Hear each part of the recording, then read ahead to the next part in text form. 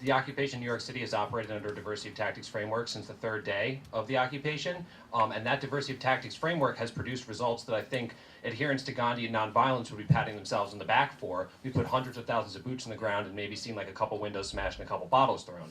And as an adherent to diversity of tactics and as an identified anarchist, I think that that's because diversity of tactics allows folks to feel like they're not being boxed into one thing, like they can make a choice, but there's kind of this quiet consensus being made about the tool that's working best for New York City right now.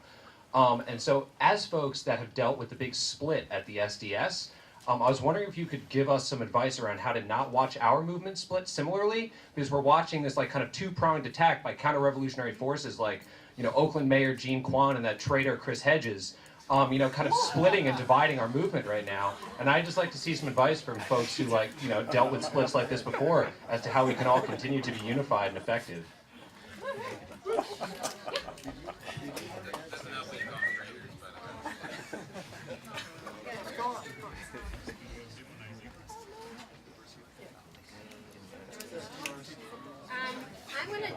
I'm gonna just muck around a little bit because I understand and I don't understand. And I just want to say most of the splits, certainly the big splits in 69 and 70 weren't about tactics, actually.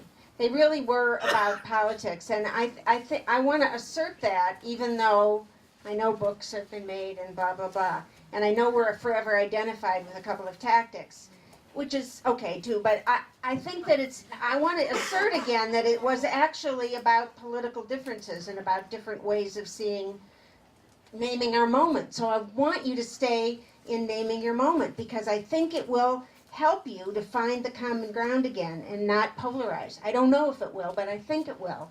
And that's important, because then you can let 1,000 flowers bloom, you know, and you can have a range of things that are all pushing in the same direction, as I was arguing that Grace Lee Boggs asked for, you know.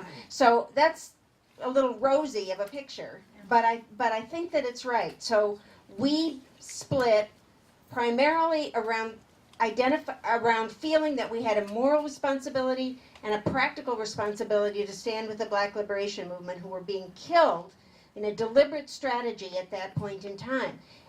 I don't think we would have had the wits or the wherewithal to escalate tactics if that weren't happening around us, if Fred Hampton hadn't been murdered by a secret plan between the FBI and the Chicago Police Department, which we now know about, and you should all look at Jeff Haas's recent book about this.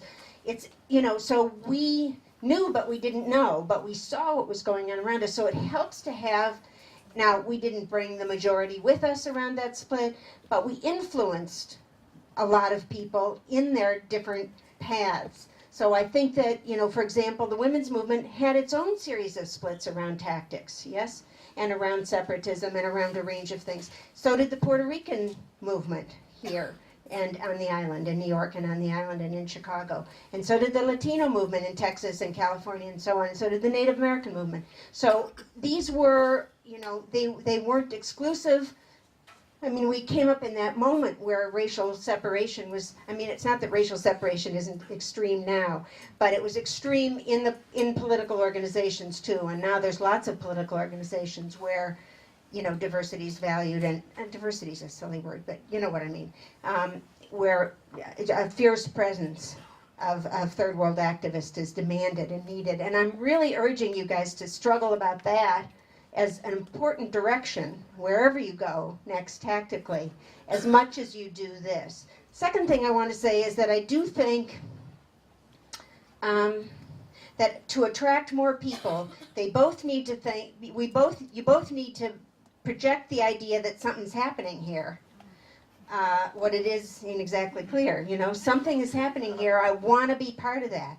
I remember years before I actually took my first step into activism, you know, seeing the pictures of the Southern Civil Rights Movement and seeing people in San Francisco being hosed down the steps of the City Hall for standing up, you know, for defying HUAC and for going after anti-communism. So those kind of things inspire, and sometimes it takes a couple of years for people to act on it or to figure out how to get there. So you want to always keep a big side door open for people to wander in, to come in, to stand on the edges, to look, to listen, to want to join, right? And that doesn't mean not to go forward at all. It just means keep that bit, in order to join us, you don't have to be doing all this. Last thing I want to say is I don't understand, this is really going to date me, I don't understand autonomy as an idea in the sense that if you're part of a big group and you're either breaking the law or engaged in direct action, you're responsible for each other. Yes. Right? So, now wait, I'm not coming down on one side or the other here. I'm really not. I'm really saying and it sounds to me like that's what you did throughout 2011. So, hey, let's hurry on. I mean, we aren't having a winter, we're just having spring, so let's go back out there. I just build on a couple things you said. It seems to me that that diversity of tactics, it's a phrase I don't entirely understand exactly, but it seems to me that Bernadine and I were at a couple of Occupy sites, several actually, over the course of the fall and the winter. And at one place, when the police came to arrest people, the people who were kind of holding the mic said, anyone who wants to get arrested, line up over here and get into the police wagons. And that seemed a little too much for us, I mean, it was just too nice. I mean, okay, don't be mean, but don't be that nice, I mean, in other words, what's the point of direct action if we're not illustrating and dramatizing and theatricizing something? And the something that we would be, dramatizing in that moment is exactly the violence of the state against people who are standing up in opposition. So that seems to me that seems to me nonviolence run amok, and it reminds me of, I mean, on the one hand, who could dislike Gandhi? Gotta love the guy, bringing the British Empire to its knees. What a lovely thing. On the other hand, Gandhi did answer a question that no other Western pacifist ever wanted to answer, and he was asked it right at the end of World War II, and the question was, but what about the Jews of Europe? And his response was consistent, but a little strange. And the response was he should have lined up and committed mass suicide.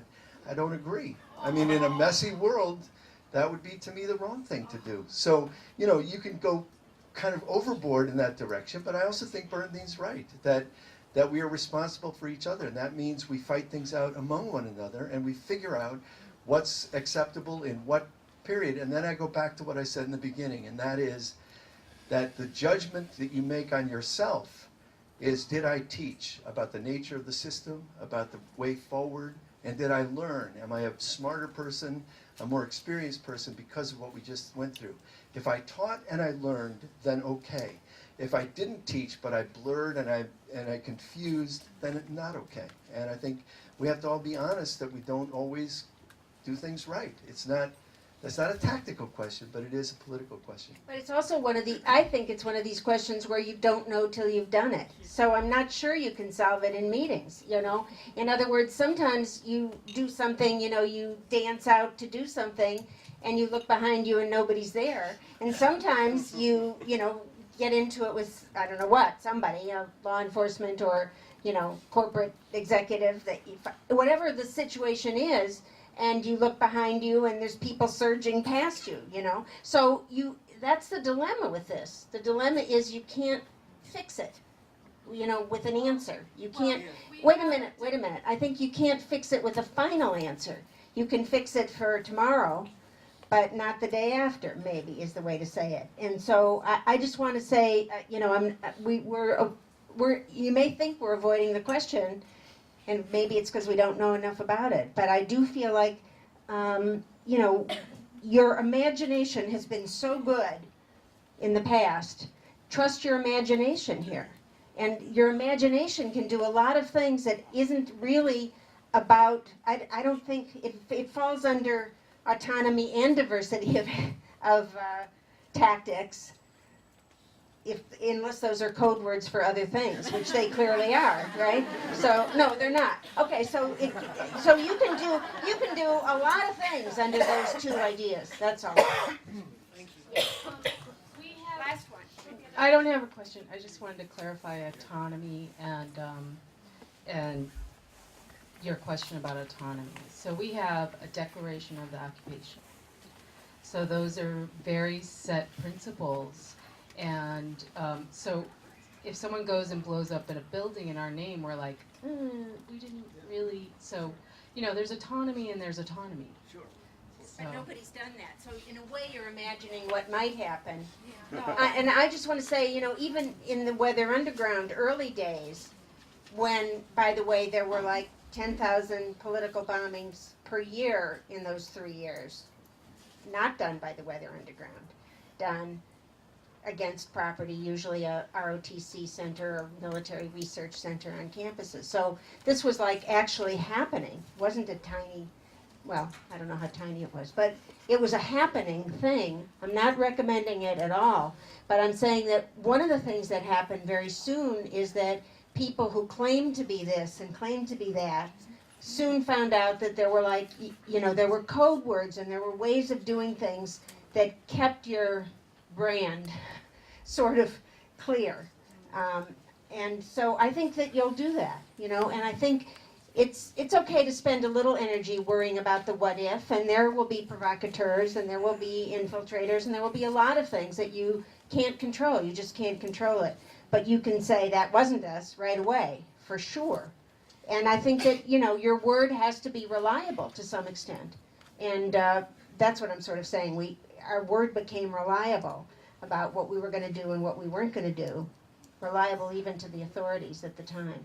So that's important. I want to say one more thing. I thought I was responding to your point about racism and third world people and being reflected in history before by talking sort of directly to white people about what I think our responsibility is. But I'm not sure I was responsive. And I think that's why I mentioned Occupy the Hood. I think there's few questions more important for you to address this year, all of us to address this year, not really talking about you. That is to say, the connections. The prison industrial complex here is linked to the militarism abroad. You can't be against the war and be okay about the mass incarceration system, which is a huge system, and it includes the courts and the criminalization of this and that and the new laws passed, but it includes the daily stop and frisk stuff in New York. It includes everything that these guys are violating the law about. It includes access to reproductive rights, which is really about access for everybody, not just some who can get their stuff when they need it. So that question of pressing for equality at every step of the way requires that we, adjust, step over here. And when Bill says talk to new people, that's also other people in motion that may make you uncomfortable. But alliances, critical alliances. And I'm talking to white people because I don't know how else to respond to your very important point. I hope that's okay. But, I thought I'd just add one thing to that, agreeing with everything you just said. I think that when you said that militarism is linked then to surveillance and incarceration here, but it's also linked to the environmental movement, and we have to reach out and find a way. That's what I love about the Occupy moment, is that it allows a space where every grievance can come into the public square, and we have a responsibility, uncomfortable as it may be, to then have that conversation so that we see the ways in which, the targeting of women and asking women to please shut up for the election is linked to the environmental catastrophe worldwide. It's linked, and it's linked to militarism. Why do we have these wars? Why are we surrounding, the Middle East? These things are linked, and so part of movement building is reframing, which has been so brilliantly done in the last few months, and has to expand and extend to people who haven't heard it yet. And then we have to connect the issues and go deeper. And then strategy, tactics matter. Okay, I want to say one last thing, which is Bill started to say we went to many different Occupies because we travel all the time, and we did. And they all, some of you have traveled and know this, but every Occupy had such a different character. I mean, Chicago had a street corner, not a space. That was a weakness which they often turned into a strength, we often turned into a strength. DC and Detroit, had very significant populations of homeless people in Occupy.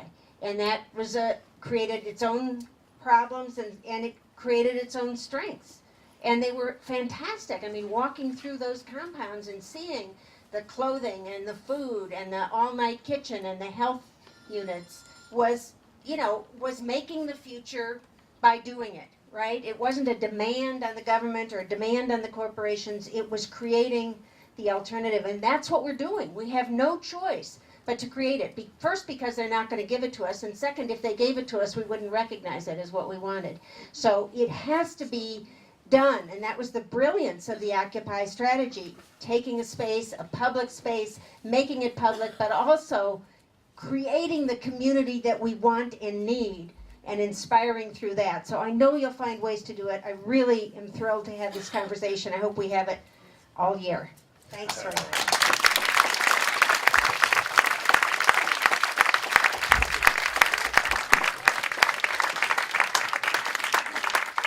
Wow. Thank you so much. I don't even have the words to say how